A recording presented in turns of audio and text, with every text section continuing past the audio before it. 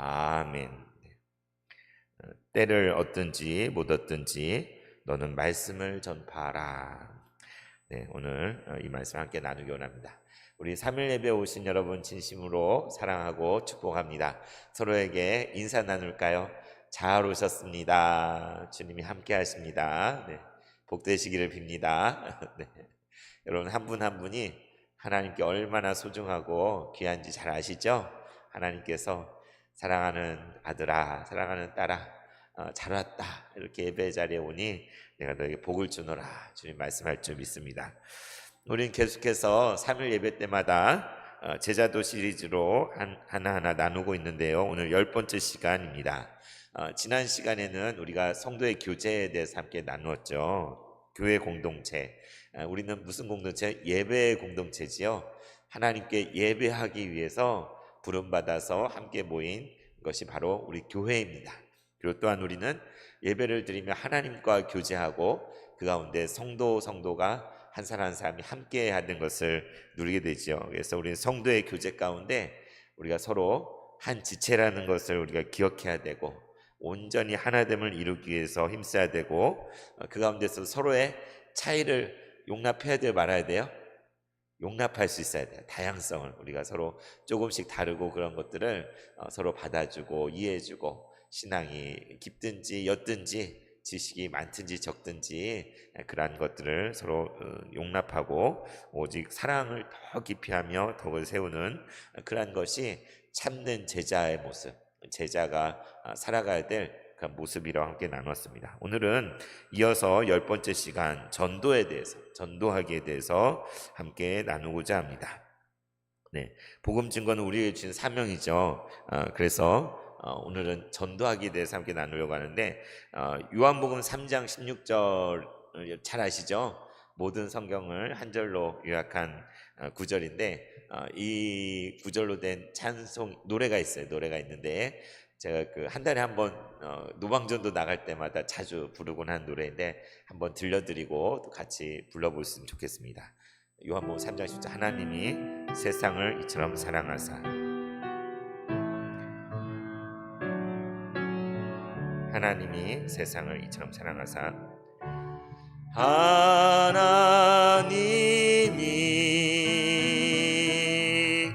세상을 이처럼 사랑하사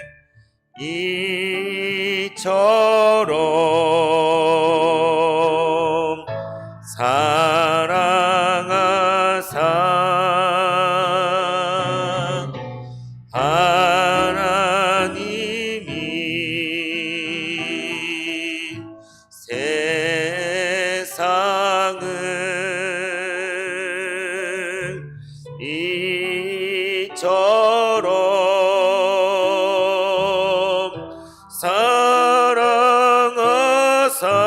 이처럼 사랑하사 독생자를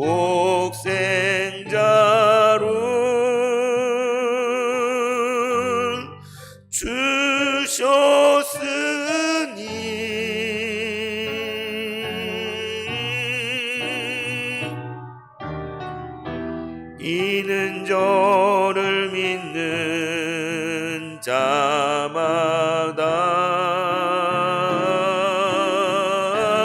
멸망치 않고 영생을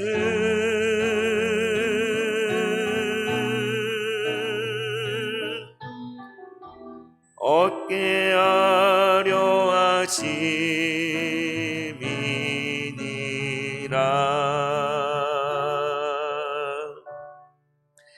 하나님이 세상을 이처럼 사랑하사 독생자를 주셨으니 이는 그를 믿는 자마다 멸망치 않고 영생을 얻게 하려 하심이니라. 우리가 믿는 것이 바로 이거잖아요. 복음 중에 복음이 이것이 아닙니까? 그래서 한 달에 한 번 우리 권사님들 전도대원들과 서울대 입구역에서 나가 전도할 때 저는 1시간 내내 찬양하거든요. 하나님 찬양하면서 높여드리는데 그 가운데 가끔 거의 매달 이 노래를 부릅니다. 요한복음 3장 16절 사람들이 들으라고 여러분, 하나님이 여러분을 너무나 사랑하셔서 그 아들 독생자를 여러분에게 주셨습니다. 그를 믿는 자마다 결코 멸망치 않고 영생을 얻게 하려 하시는 것입니다.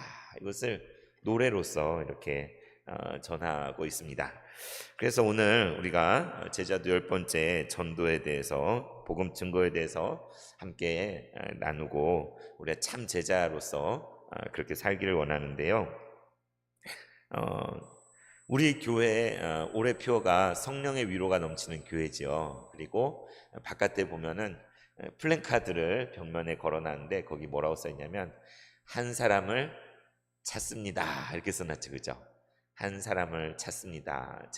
올해 1년을 시작하기 전에 제가 아직 뭐 강단에 설 수도 없는 그런 상황이었지만 언젠가 이제 돌아오게 될 거를 기도하면서 올해를 계획하면서 정말 영혼 구원을 위해 애쓰는 우리 교회가 됐으면 좋겠다. 1년 동안 단 한 사람이라도 우리 각자가 전도하고 이끌어서 이전에 다니다가 떠난 사람도 좋고, 우리 가족 중에 낙심하고 힘들어서 안 나오는 사람도 좋고, 우리 이웃이어도 좋고, 예수님 알지 못하는 누군가 한 사람을 정말 찾고 인도할 수 있었으면 좋겠다, 그런 소망 가운데, 그래서 지난 부활주일에는 홈커밍 데이를 우리 했잖아요. 그죠? 그래서 그때에 정말 오랜만에 나온 자녀도 있었고, 또 정말 옛 성도도 있었고, 이렇게 함께 그 시간을 가졌고요. 또 가을에 추수감사주일, 본래 추수감사주일이 언제죠?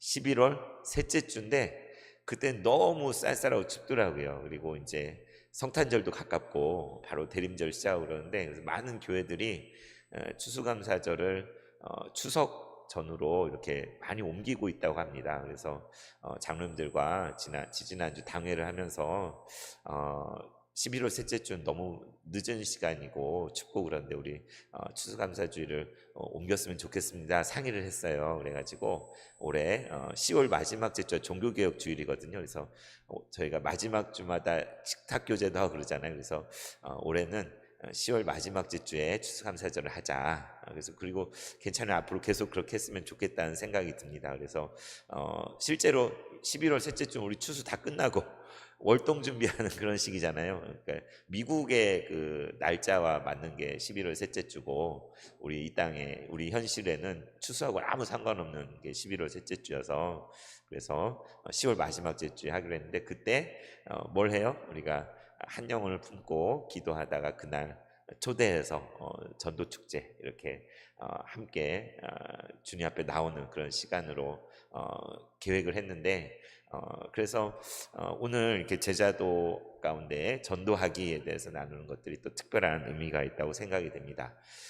그래서 안 그래도 우리 교역자들 모임을 했어요. 전도사님과 목사님과 박원호 목사님과 저번에도 이야기하고 계속 이야기하면서 어떻게 하면 우리가 지금 재판 때문에 너무 시달리고 힘들어서 겨우겨우 근근히 있는 사람들만 똘똘 뭉쳐 버티고 있는데, 어떻게 하면 교회 본연의 사명인 전도하는 교회, 영혼을 구원하는 교회, 새로운 생명을 잉태하고 낳는 교회가 될까? 아동부도 저희 3명 남았잖아요. 아이들이 다 올라가고 3명 남아서 이러다가 내년에 없어질 생겼는데 어떻게 하면 좋을지, 또 중고등부도 그렇고 또 청년부도, 이 주변에 청년들이 많이 살고 있는데 이렇게 오며 가며 한 번씩 교회 오는 청년들도 있고, 그런데 어떻게 우리가 그 청년들을 우리 같은 지체로 받아들이고 함께 할 수 있을까?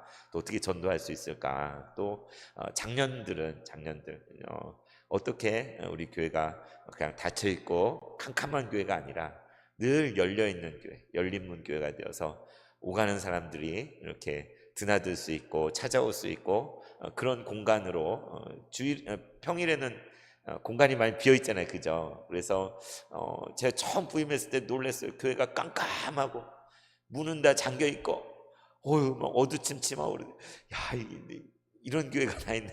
그런데 부임하고 이제 뭐 임직식 앞도 그 이제 대청소를 하고 막 이러면서 막 토요일 날 북적북적 이렇게 너무 좋다 그랬었는데, 어느덧 2년의 세월이 흘렀습니다. 2년의 세월이 흘렀는데 처음 부임했을 때 캄캄하고 칙칙하고 그런 때보다는 많이 좀 밝아진 것 같아요. 저희가 조금씩 빛이 들어오고 좀 생기도 있고 교회 오면은 이렇게 편안하고 막 이전처럼 막 싸우고 막 그런 일도 최근엔 없고 여전히 재판은 진행 중이지만 그래서 그 여기 옆에도 저희 깨끗하게 청소했잖아요. 그래서 테이블도 놓고 했는데 그걸 이제 예전에는 앞에도 놨었다고 그러고 또 지지난해 곽상현 권사님 오셔가지고 참 은혜가 뭐냐면 정말 그렇게 우리 한나 권사님들이 연락하고 권면하고 오라고 그래도 어떻게 보면 좀 매정하게 안 간다고 그렇게까지 하셨대요.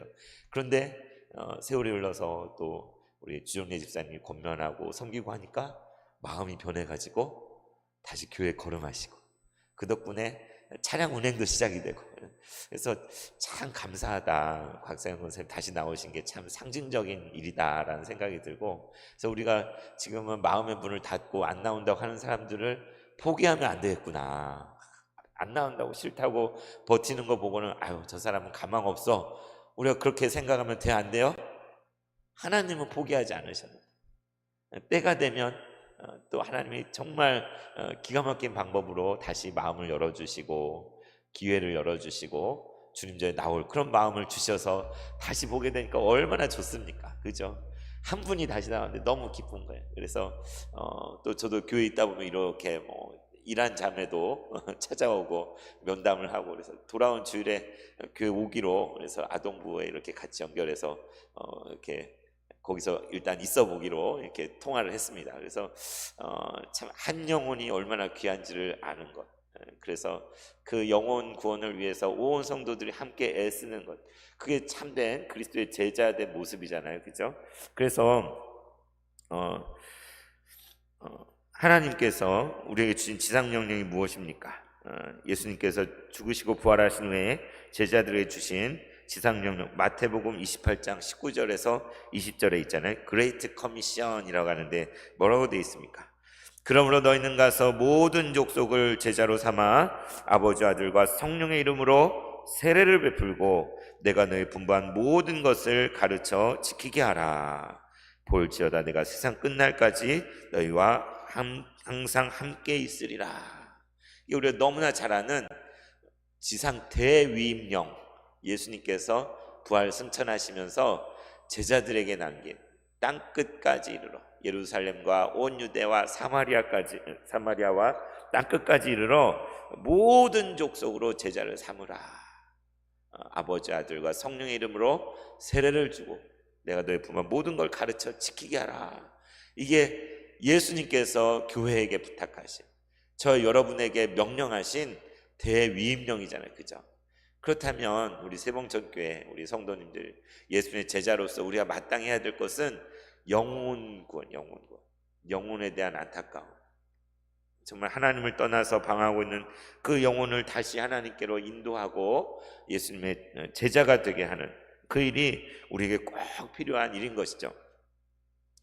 그래서 정말 제자로서 이제 벌써 6월이 됐기 때문에 반년이 갔잖아요. 그죠? 근데 남은 반년 동안 우리가 각자 정말 온 마음을 쏟아서 영혼 구원을 위해서 함께 애썼으면 좋겠어요.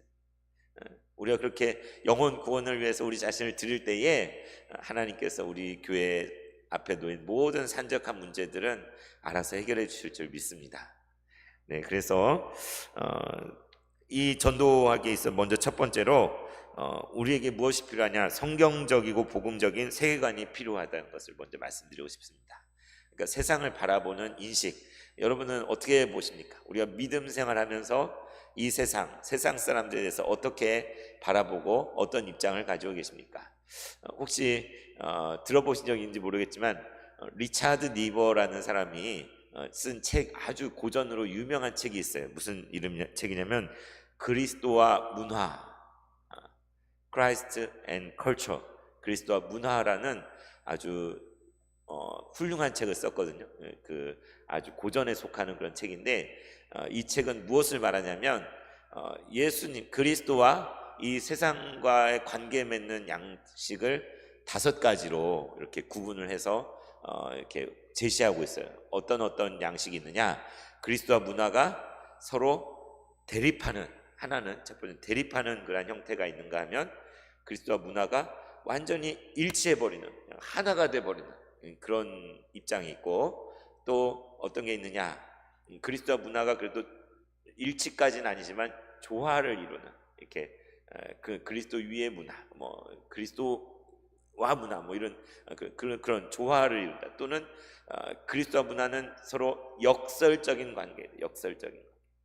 그리고 마지막으로 그리스도와 문화는 변혁적인 관계이다. 이렇게 5가지로 대립과 일치, 조화와 역설, 그리고 변혁, 이렇게 5가지로 명쾌하게 이렇게 유형화를 해서 제시를 했는데, 이게 우리 기독교 역사 속에 다 있는 흘러내려온 몇몇의 입장을 다 포괄하고 있는 것들. 그러니까 대립하는 건 뭐냐? 그러니까 우리 그럴 수 있잖아. 세상은 악하고 더럽고 정말 불과 유황이 떨어져 다 타버릴 세상이다. 그러니 세상과는 상종도 하면 안 된다. 우리 믿는 사람들은 세상과는 절대 같이 가능하면 가까이 가지도 말고 상관도 하면 안 된다. 그렇게 생각할 수 있잖아요, 그죠? 어떤 사람들은, 그죠?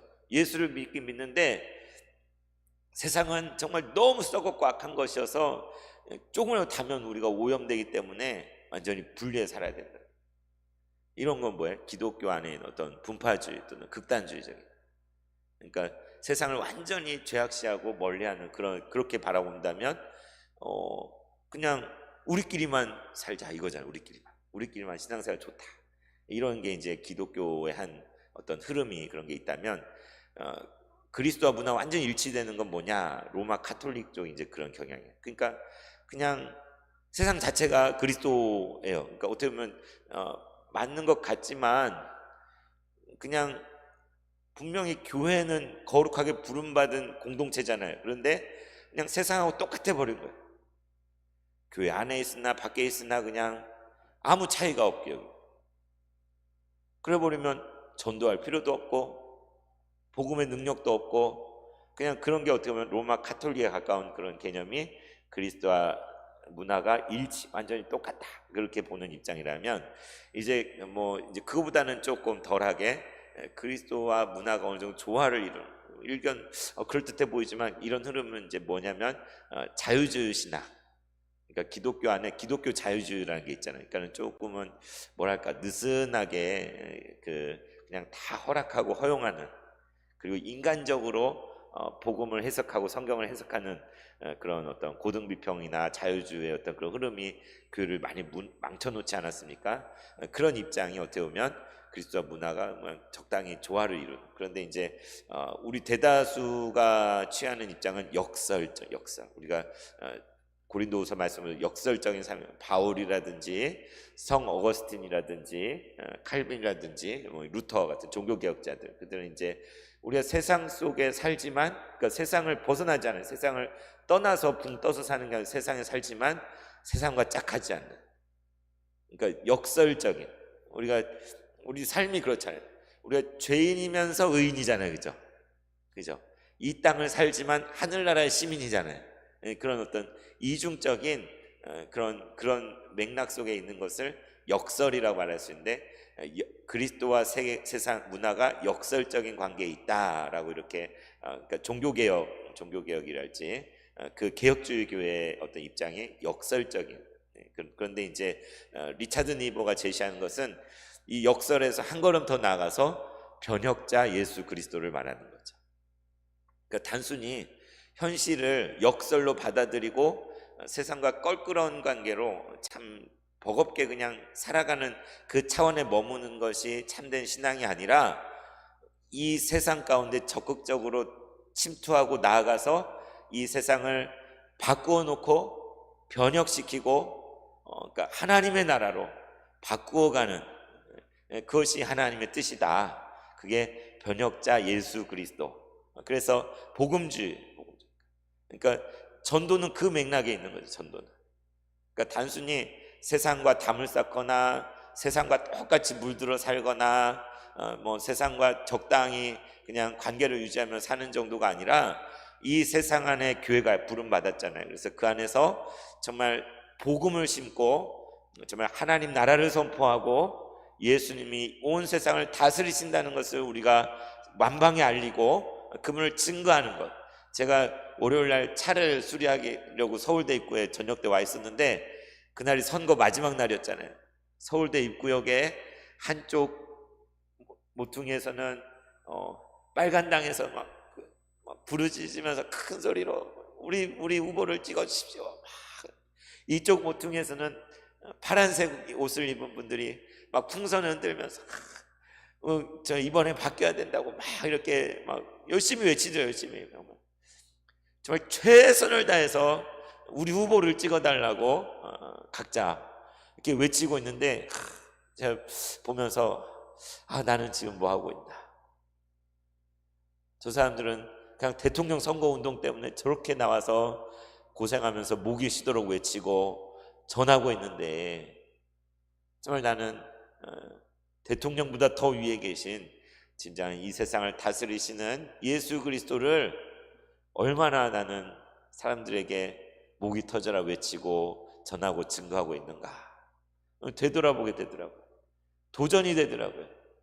이렇게 가만히 있으면 안 되겠구나. 이렇게 그냥 모든 게 당연하다고 생각하고 흘러가는 대로 그렇게 있는 건 이건 잘못된 거구나.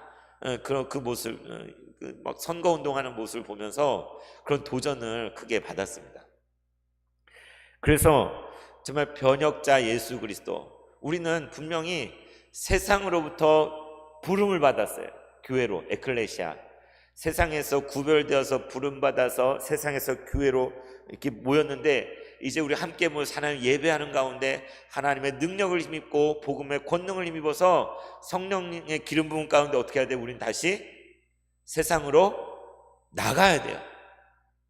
그냥 고인물처럼 우리끼리 있으면 안 돼요. 오순절날 성령님이 임했을 때 그들이 그 자리에 계속 있었던가요? 그냥 성령의 불의 혀같이 임했을 때 그 자리에 계속 예배만 드리고 기도만 하고 있어요. 뛰쳐나갔잖아요. 그래, 저 사람들 술에 취했다라는 소리를 들을 정도로 뛰쳐나가가지고 막 각 나라 방언으로 예수님, 하나님이 행하신 크신 일을 전하고 예수 그리스도에 대해서 증거하지 않았습니까?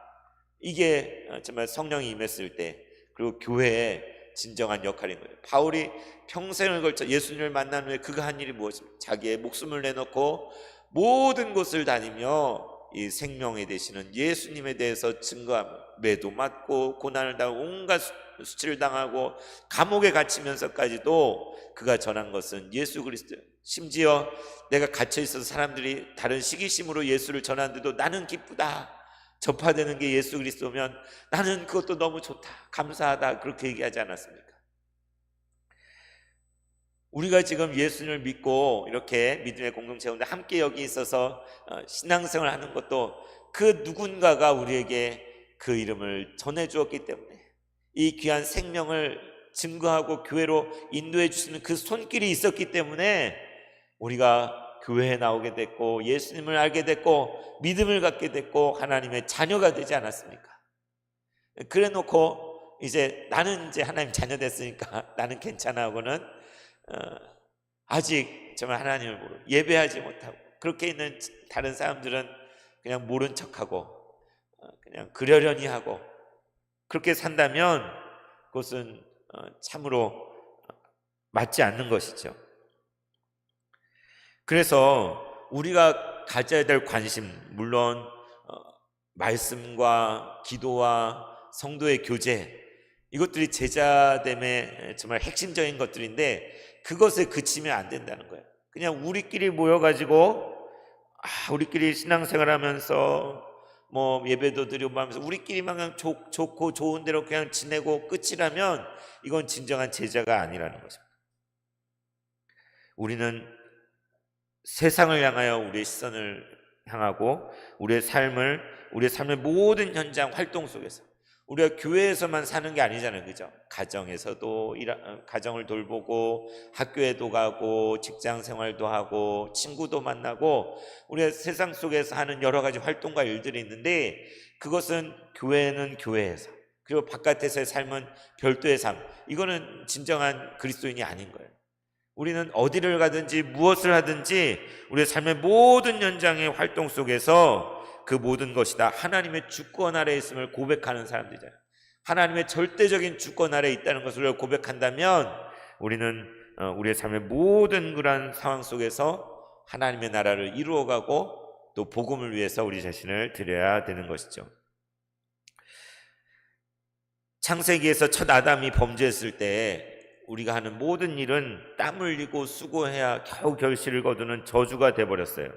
밥벌이를 위한 일이 돼버렸어요. 그러나 이제 예수님께서 이 땅에 오셔서 우리를 위해 죽으시고 부활하셔서 이제 우리를 구속하신 그 결과로 이제 우리가 이 땅을 살아가는 모든 일들, 물론 수고로운 것이지만 그것은 우리에게 이제는 축복이요 소명이 되는 소명.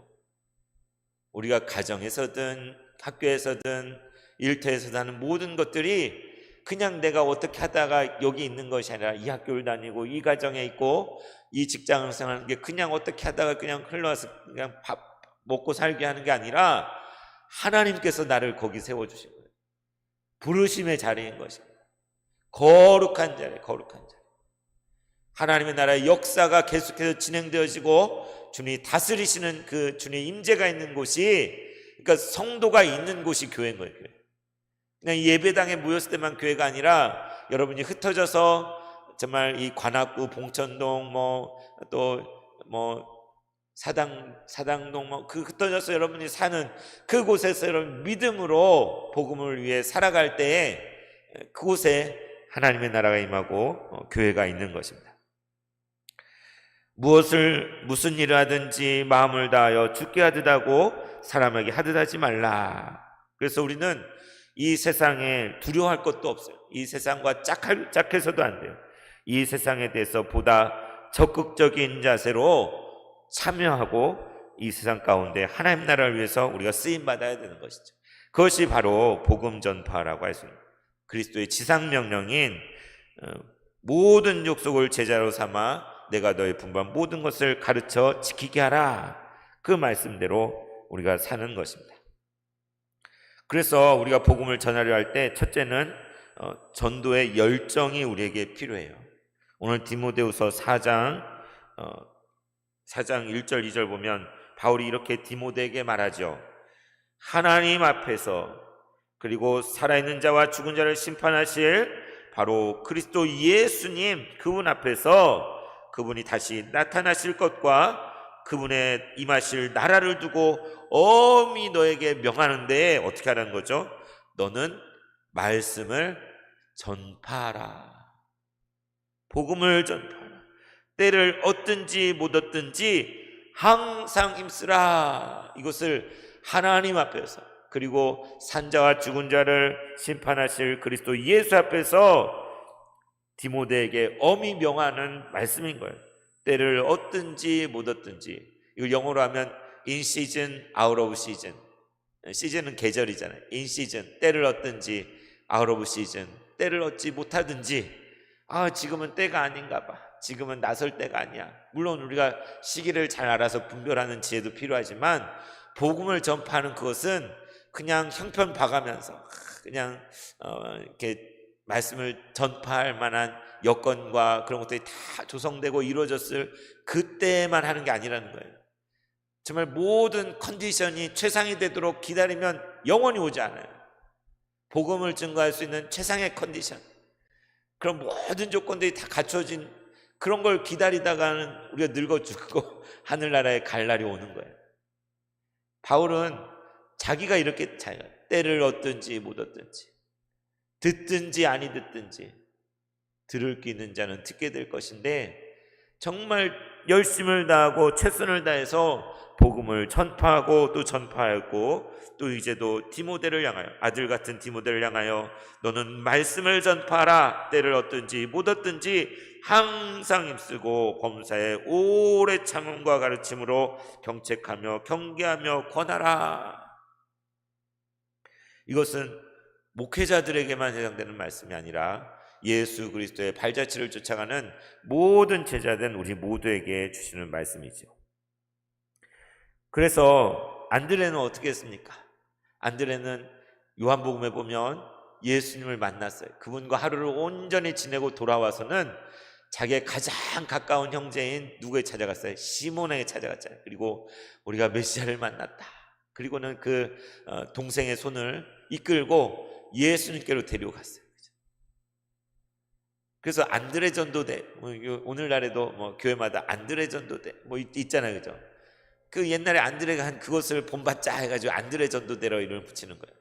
뭐 안드레가 뭐 성경 지식이 많고 뭐가 대단해서가 아니라 자기가 만난 그 예수님, 바로 그분이 하나님의 아들인 것을 깨달았는데 이걸 알려야 되겠는 거예요. 가장 사랑하고 가까운 형제에게, 시몬에게 정말 알려야 될 부담감을 가졌고, 그래서 긴급히 가서 그에게 말을 하고 네가 직접 와서 봐라, 직접 와서 봐라.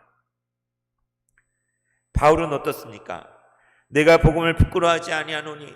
바울은 복음을 자랑스러워, 나에게 자랑할 것이 딱 하나 꼽으라면 그것은 바로 이 복음입니다. 바로 예수님만이 나의 모든 자랑입니다. 그래서 어디를 가든지 예수님을 증거하기에 자기의 온 일생을 드리지 않았습니까? 옛날에 우리 초대교회 가운데 정말 처음에 전도자들 가운데 그냥 찌르면 예수가 나오는 그런 분도 계셨잖아요. 옆구리를 찔러도 예수, 앞을 찔러도 예수, 건들면 예수. 그래서 정말 우리 안에 전도의 열정이 다시 불일듯 일어나기를 원합니다. 전도는 어떻게 합니까? 첫 번째는 입술로, 말로 전하는 게 전도지요. 그래서 예수님의 말로 그리스도시다, 예수 믿으세요 하고 우리가 전하는 것입니다. 저희가 참 한 달에 한 번 매달 마지막 주 토요일에 서울역 입구에서 이렇게 노방전도 하는데 그 시간이 얼마나 귀하고 소중한지 몰라요. 우리 에스더 여전도에서 먼저 깃발을 꽂아요. 목사님 우리 전도하겠습니다. 근데 꼭 에스더 여전도 회원만 나오는 게 아니라 그 다른 여전도의 분들도 같이 해서 그날 기도하고 나가서 거리에서 예수님을 선포하고 흩어져서 작은 티슈나 물티슈를 선물로 주면서 예수님 믿으세요 하고 전할 때에 오가는 사람들 가운데 우리 교회도 알리고, 또 정말 그분들 가운데 우리가 전당을 뭐 조롱하거나 비방하는 분은 한 번도 못 본 것 같아요. 되게 정말 그 가운데 다시 옛날에 교회 다녔던 걸 떠올리고 어느 교회냐고 묻기도 하고 시간 나면 한번 오겠다고 하시는 분도 계시고, 그리고 자기 간증을 하시는 분도 있어요. 붙들고는 내가 옛날에 이런 그런 것을 얘기하고 싶어가지고 하시는 분들도 계시더라고요. 그래서 참 그렇게 전도할 때에 오히려 전도하는 그분들이 복을 받고 정말 하나님께 축복하신 줄 믿습니다. 그래서 얼마나 은혜가 되고 기쁜지 몰라요. 그런데 정말 한 번 너무 아쉬워. 그래서 정말 우리 아동부를 위해서 어린아이들 전도는 어떻게 하면 좋을까 지금 같이 기도하면서 상의하고, 또 우리 중고등부 아이들 정말 어떻게 전도하면 좋을까, 또 우리 청년부, 우리 또 장년들 어떻게 하면 좋을까, 정말 그런 꿈을 꾸고 있습니다. 그런데 일단은 입술로 전하는 거죠. 그죠? 말로써 정말 예수 그리스도에 대해서 그분이 행하신 일도 우리가 입술로써 이렇게 전하게 되는. 그리고 또 말로만 전합니까? 무엇으로 전해요? 우리의 삶을 통해서 전하는 거죠. 이것을 생활전도라고도 하고 관계전도라고도 하는 거죠. 그러니까 우리가 정말 그리스도인으로서 이 땅을 살 때 막 살면 됩니까? 안 됩니까?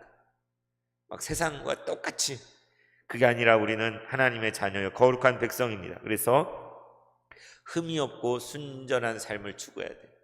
거짓이 없고 진실하고 이 세상 가운데 빛과 소금의 역할을 감당하는 그러한 모습으로 우리가 살아가며, 또한 우리의 착한 행실을 보고 그리스도를 알 수 있도록 최선을 다해야 돼요. 제가 예전에 들었던 이야기가 있어요. 두 가지 경우예요. 어떤 분이 이제 뭐 유명한 교회의 이제 집사님인가 그런데 정말 예수 믿는 티를 많이 내고 막 극성스럽게 그러는데, 회사에서 하는 행동은 맨날 회사 전화로 막 교회 무슨 일 때문에 통화하고, 막 꼭 하면 교회 일 때문에 뭐 월차 내고 뭐 하고 막 이렇게. 물론 월차 낼 수도 있죠. 근데 회사에 오면 회사 일을 열심히 해야 되는데 회사에 해가 되도록 다른 직원들이 보기에 보성사납고 정말 오히려 어떻게 저렇게 살아 이렇게 손가락질 받을 정도로 막 예수 믿는 티를 엄청 내는데, 오히려 그 먹칠을 하는, 그래서 그 사람을 보면서 나는 교회 가기 싫다, 예수 믿기 싫다, 이런 영향을 끼치는 분이 있는데, 다른 한 분은 어떤 분이냐면 초등학교 선생님인가 그런데 예수 믿으란 말을 한 번도 한 적이 없어요. 그런데 그분은 학교에서 제일 먼저 출근해 가지고 교무실에 탁자와 이런 것들을 다 깨끗이 정돈하고 닦고, 화분 같은 것들 꽃도 이렇게 꽂아놓고 정말 보이지 않는 곳에서 솔선수범해서 그렇게 섬기는 어떤 선생님이 있었대요. 그러니까 다른 동료 교사들 보면서 아무개 선생님에 대해 호감이 생기고, 되게 어떻게 저렇게 성실하고 이렇게 착한 일을 많이 하고 좋은 선생님일까 했는데, 그래서 대화를 하다 보니까 교회를 다닌다고 그러니까는 그러니까 그래, 그 아무개 선생 다니는 교회 나도 한번 가볼까 해가지고 한 명, 두 명 오라고 하지도 않았는데 그냥 그 삶의 감동을 받아서 쫓아는, 그래서 그 학교의 선생님 거의 대부분이 예수를 믿게 되고 교회를 다니게 됐다, 그런 이야기를 또 들었어요. 어떻게 보면 아주 극단적인 예라고 할 수 있는데, 정말 입술로 전하지 않았는데도 그 삶을 통하여 예수 그리스도의 향기가, 그분의 사랑, 그 희생, 그 은혜가 다른 동료 선생님들한테 전염되고 퍼져나가서 스스로 내가 당신 따라서, 당신이 다니는 교회면 나도 나가보고 싶다 해서 예수를 믿게 됐다는 거예요. 그래서 정말 먼저 첫째는 우리가 입술로도 예수님 전하지 못하는 경우가 허다하잖아요. 우리가 정말 가능하면 일주일에 한 번이라도 했으면 좋겠어요. 각자 입술로서 하나님이 너를 사랑하셔, 이런 말이라도,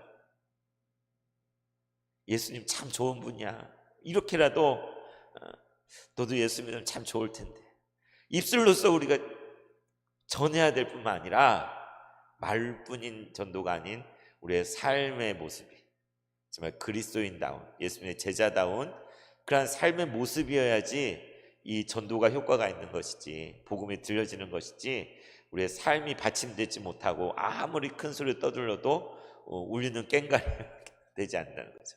그래서 전도는 우리의 말로 전하고 또 우리의 삶으로, 우리의 삶 전체로서 증가하는 것이 전도라는 것을 여러분 기억하였으면 좋겠습니다.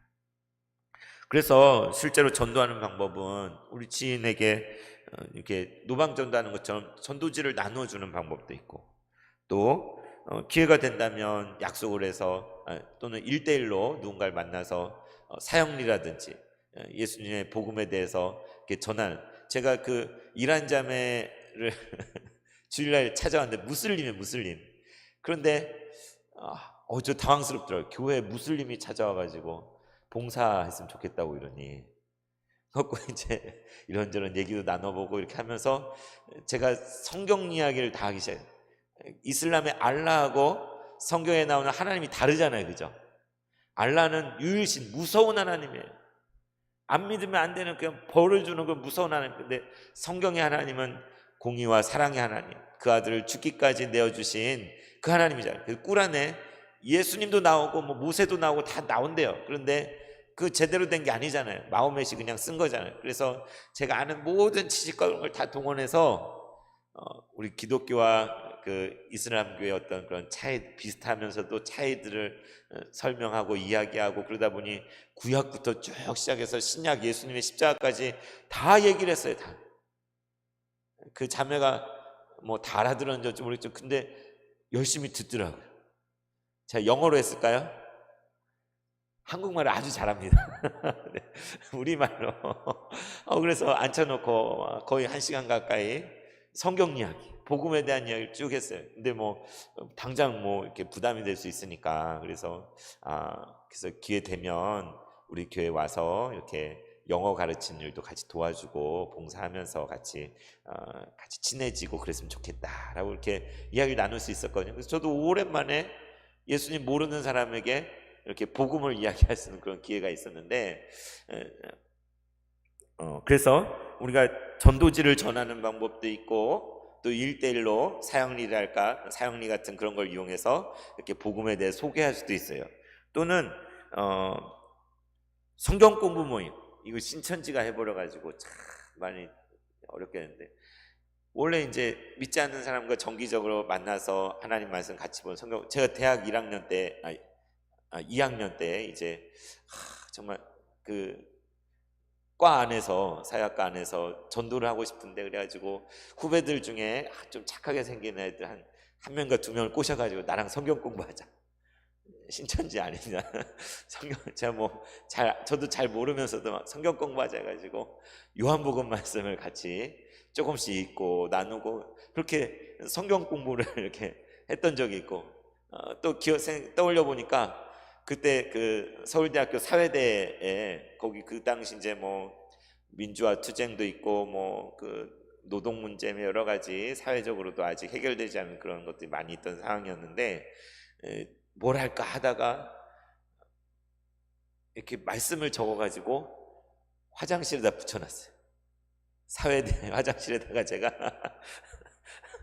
성경 말씀을 이렇게 썼는지 프린트했는지 아무튼 뽑아가지고 화장실마다 이렇게 말씀을 제가 화장실에 막 다른 낙서도 있고 막 그런데 거기다 하나님 말씀을 막 붙여놓고 막 그 아는 사람은 아는 거죠. 그 제가 허준 제가 그렇게 했어 이렇게 과에 이렇게 알았던 것 같아요. 그 뭐 과방에서도 이렇게 다른 사람들 민중가요 부를 때 저는 거기 기타 가지고 찬송 부르고 그 어떻게든 이렇게 예수님을 전해보려고 몸부림을 쳤던 그런 기억이 납니다. 그래서 전도하는 방법은 정말 여러 가지가 있어요. 정말 다 헤아릴 수 없는 그러한 것들이 있는데, 무엇보다 참 많이 사람들이 호소력 있는 게 간증이죠. 간증. 내가 예수님을 어떻게 만났는지, 내가 방황하고 죄 가운데 하나님 모르고 삶을 살았던 죄인이었는데 어떻게 그분이 나를 찾아오시고 내가 그분을 만나서 이제 하나님의 자녀가 되고 영생을 얻게 됐는지 우리의 이야기를 할 수가 있는 거잖아요. 그죠? 바울도 사도행전에 두 번, 세 번 자기가 처음 다메섹 도산에 눈이 멀어가지고 빛 가운데 부활하신 예수님 만난 이야기를 하고 또 하고 해요. 베드로도 세 번 부인한 얘기, 너무나 수치스럽고 부끄러운 얘기잖아요. 근데 그걸 복음서에 다 기록을 했어요. 예수님을 전하기 위해서. 그래서 우리 삶의 스토리, 우리가 정말 예수님을 어떻게 만났고 어떻게 구원을 받았고 영생을 소유하게 됐는지 그 이야기는 정말 너무나 천차만별이고 다르고 다양하잖아요. 그 이야기를 해주면 되는 거죠. 이렇게 이야기하는 가운데 너 예수 어떻게 믿게 됐어? 이렇게 물어볼 수 있겠지만 이러저런 대화하는 가운데 나 교회 다녀 이걸로 끝나는 게 아니라 내 안에 계신 주님이 어떤 분인지, 그분이 나에게 어떤 사랑을 부어주셨는지, 내가 어떻게 예수를 믿고 죄로 죽을 수밖에 없었는데 구원함을 얻게 됐는지 그 이야기들을 들려줄 수 있어요. 그죠? 이건 아주 유니크한 거예요. 누구도 똑같지 않아요. 근데 그런 이야기를 들으면서 정말 하나님 살아계신가? 예수님 계신가? 이런 생각을 할 수가 있잖아요. 그래서 어떤 기계적으로 뭐 복음을 전하는 어떤 그런 것만이 아니라 우리 삶을 통해서 우리가 만나는 사람들에게 간증할 수 있는, 그래서 너희에게 소망에 관한 이유를 묻는 자에게 대답할 걸 준비하라고 그랬잖아요. 그래서 언제 어느 순간에 너가 믿는 예수는 누구야? 우리가 제자도 하면서 계속 예수님은 누구신가 쭉 같이 나눴잖아요. 궁금해서 물어. 그때 우리가 말할 수 있는 그런, 그러니까 우리 삶 가운데 실제로 준비가 돼 있어야 되는 거예요. 항상 준비가 돼 있어야 되고, 또한 복음을 전할 수 있는 기회, 그 찬스를 포착할 수 있어야 되고, 어떤 대화든지 그 가운데 우리 주님을 말할 수 있는 이야기를, 주제를 그쪽으로 이끌고 갈 수 있는, 그게 그냥 되는 게 아니라 우리 기도하면서 정말 영혼 구원에 대한 구령의 열정을 가지고 우리가 소망 가운데 구한다면 하나님은 그런 기회를 주시고 또 그런 상황들을 우리에게 허락하실 줄 믿습니다. 한 가지 재밌는 것은 제가 대학 시절에 학교에서 교수님과 학생들과 일본 전도를 갔어요. 일본 선교행 가가지고 동경대, 와세다대 이런 데 가서 복음을 전했거든요. 사역해 가지고 이렇게 복음을 전하는데 거기에 중학생 2명이 같이 따라갔어요. 우리 팀에 중학생 2명이 같이 선교한다고 따라왔는데, 저 전애들은 얘가 이제 다 대학생 형 누나들이잖아요. 동경대, 와세다대 막 공부 잘하는. 근데 가서 이제 예수님 이렇게 전하고 하니까 그 일본 형이 그러더래요.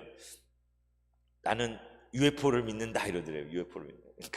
그러니까 이 중학생 아이가 뭐라 했냐면 그 UFO를 봤냐 이렇게 물어보니까 아니 본 적은 없다. 그러니까 얘가 땅바닥에다가 막대기로 이렇게 비행 접시 비슷하게 딱 그려놓고 UFO가 이런 식으로 생겼냐 이렇게 생기지 않았나요? 이렇게 물어본 거예요. 그러니까 그 학생이 이렇게 생긴 것 같다. 딱 그렇게 얘기하니까 이 중학생이 그 형한테 뭐라 해요? 근데 이 UFO가 너를 사랑하냐?